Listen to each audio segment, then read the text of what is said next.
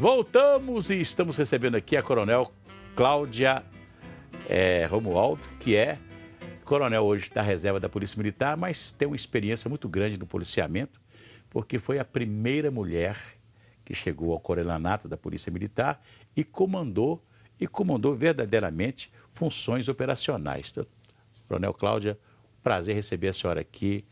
Muito obrigado pelo comparecimento, por atender o nosso convite. Bom dia, Assir. Bom dia aos telespectadores.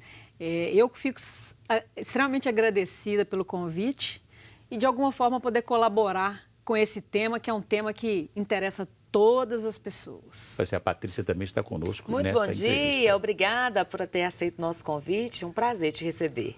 Prazer foi meu, Patrícia. Coronel Cláudia, nós temos aí um decreto do presidente Jair Bolsonaro que facilitou as pessoas terem uma arma dentro de casa, uma posse de arma dentro de casa.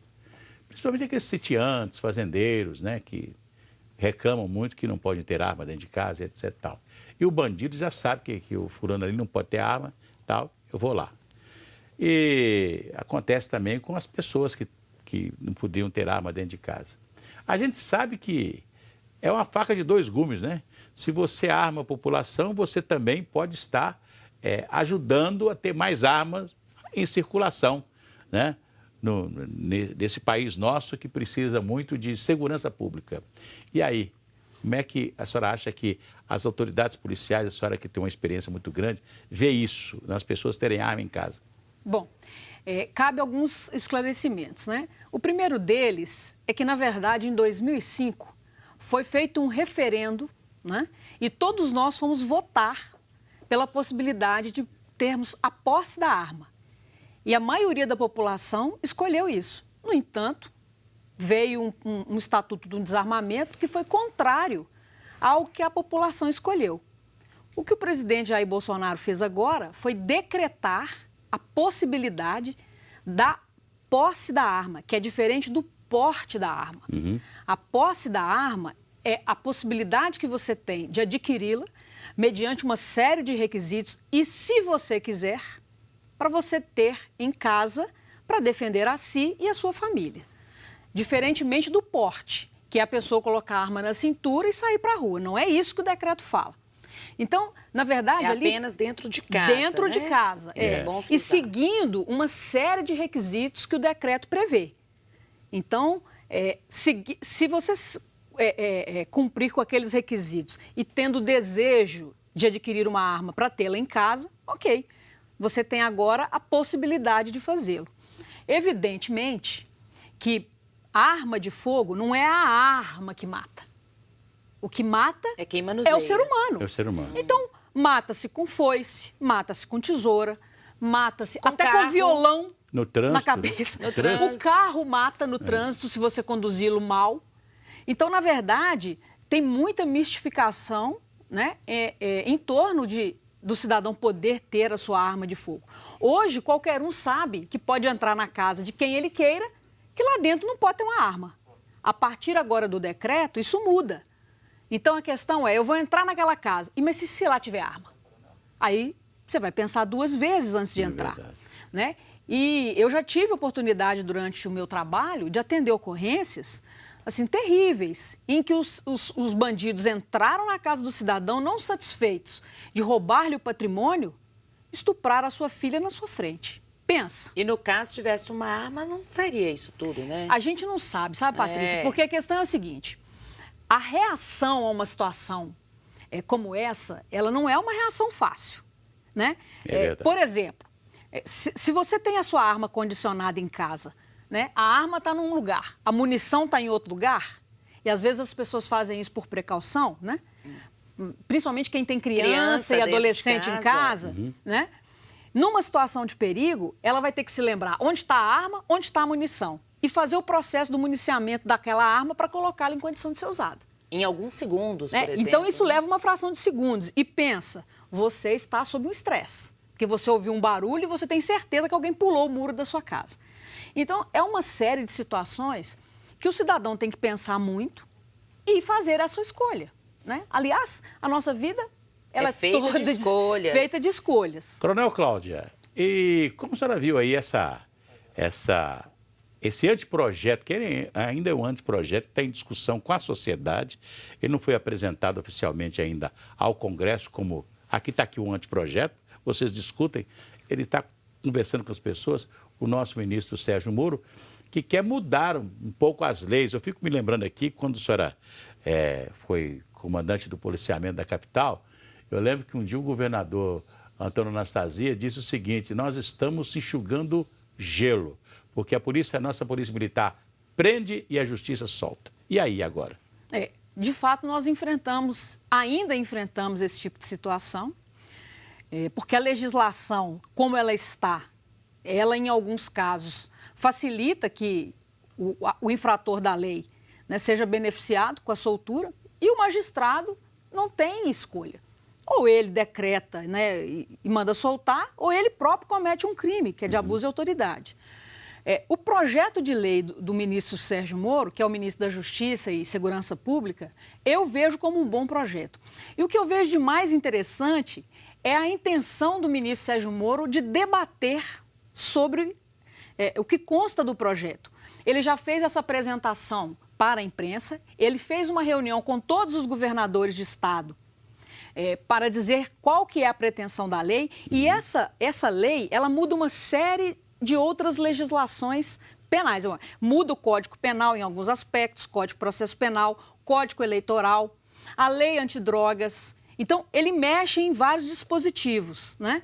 E o local onde esse projeto estará é onde ele tem que estar, no Congresso, para os nossos deputados, né, e os nossos senadores analisarem, poderem apresentar suas emendas, né, discutirem esse projeto para aprovar. Eu não vejo, por exemplo, nenhuma dificuldade em se votar esse projeto junto com a reforma da Previdência, que é a prioridade. Porque, penso eu, né, se a maioria da população fez uma escolha, né, por um presidente da República, e ela ouviu dele, durante a campanha, suas propostas... Principalmente focada na segurança pública, Exato. Né? O que ele está fazendo agora é exatamente cumprindo uma promessa de campanha, né? Começou com um decreto que flexibiliza a posse da arma de fogo. E o projeto de lei do ministro Sérgio Moro, ele tem objetivo. Ele quer atacar a corrupção, ele quer atacar o crime organizado e ele quer atacar os crimes praticados contra a pessoa com violência. Então, é um foco específico, né? Eu penso que quem ficar contrário a isso, né, é quem de fato não quer que se restabeleça a segurança no nosso país de maneira geral, porque o que causa o que nós estamos assistindo aí, o ano passado nós tivemos 63 mil assassinatos. É impunidade. É uma guerra, muita coisa, né? É impunidade. É muita coisa, uma guerra, né? Pensa você que alguém sai condenado do tribunal de júri a 25 anos de prisão. Vai cumprir quanto tempo? Quando será? Vários recursos. Então, por exemplo, esse projeto prevê que condenado no júri já passa a cumprir em regime fechado a pena que lhe foi imposta. Coronel Cláudia, só um minutinho, porque o telespectador Juliano, ele que é do bairro Luxemburgo, ele está perguntando. Ele é seu fã, está te parabenizando e está perguntando o seguinte: bandido bom é bandido morto? Olha só, a vida ela é feita de escolhas. Primeiramente, Juliano, né, um abraço para você, muito obrigado pela audiência. Quando eu saio de casa para trabalhar. O bandido sai de casa para praticar um crime.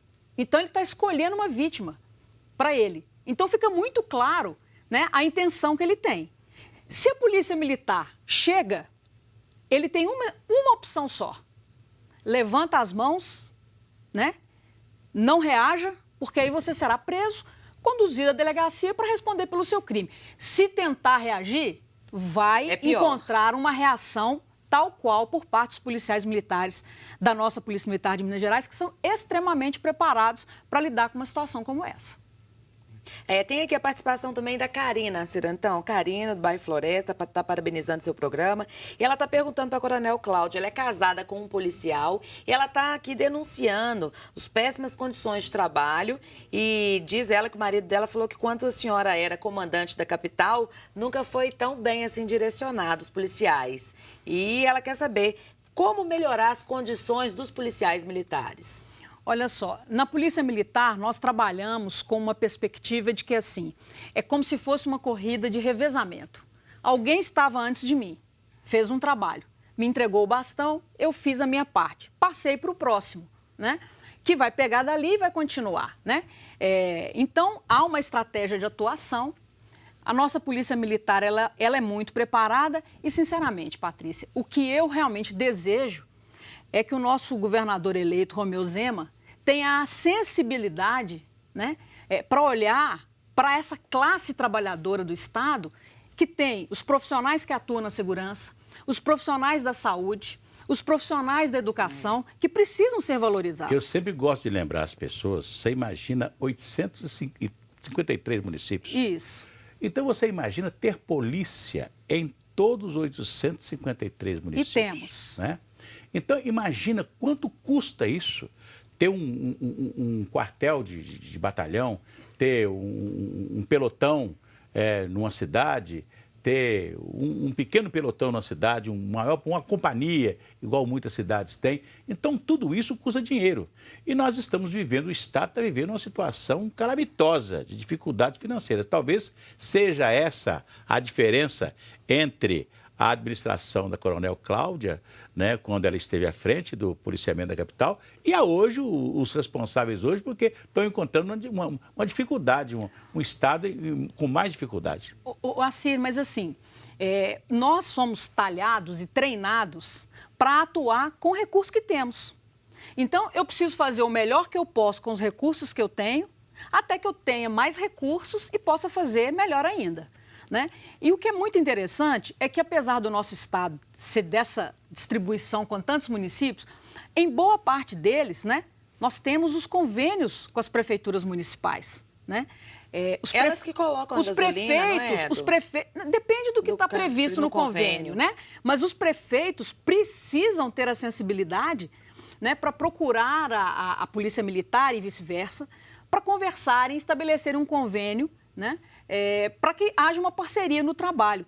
Porque para você atuar na segurança pública, Patrícia, não basta só a questão logística. O mais importante que nós temos é o nosso capital humano. Recurso humano. Esse nós temos que cuidar com o máximo de carinho, com o máximo de atenção. Eu sempre faço uma avaliação, né? Quando nós começamos a receber aí na cidade os bandidos, assalto a banco, etc., os carros deles eram carros maravilhosos. E a Polícia Militar com Fiatzinho, né? Pequenos Fiats, né? Que não conseguiam, né, combater o crime e essas coisas todas. Hoje a Polícia Militar já tem uma série de veículos, para enfrentar essa malandragem, essa bandidagem que anda de carro de melhor performance, né? Vamos dizer assim. A frota da Polícia Militar, ela passa, antes de ser adquirida, por um estudo, né? Para se verificar qual o melhor modelo que hoje nós precisamos para poder atacar os crimes, né, na nossa cidade.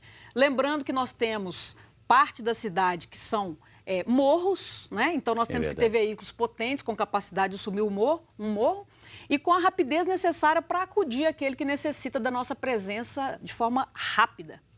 Perfeito. Ô, Patrícia, nós estamos chegando ao final. Alguma perguntinha rápida? Do Júnior de Contagem. Ele está falando, Coronel Cláudia, por que as autoridades não se preocupam com os homicídios que são cometidos contra os policiais, como no caso, por exemplo, do Rio de Janeiro, que tem mais, né? Policiais sendo mortos, assassinados. Olha, eu posso falar até o momento que eu me transferi para a reserva da Polícia Militar, que existia na nossa corregedoria e em todos os batalhões, nas regiões, uma equipe formada por profissionais que estão prontos para prestar assistência para aquele policial que se envolve numa ocorrência em que ele precisa tirar a vida de alguém e, da mesma forma, para dar uma assistência à família do policial que se fere ou que, lamentavelmente, perde a vida em combate.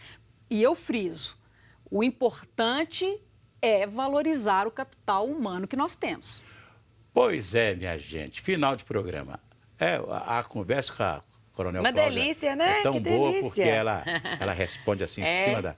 Né? Então, muito obrigado, Coronel Cláudia, pela sua presença aqui, né, que esclareceu muita coisa importante para os nossos telespectadores.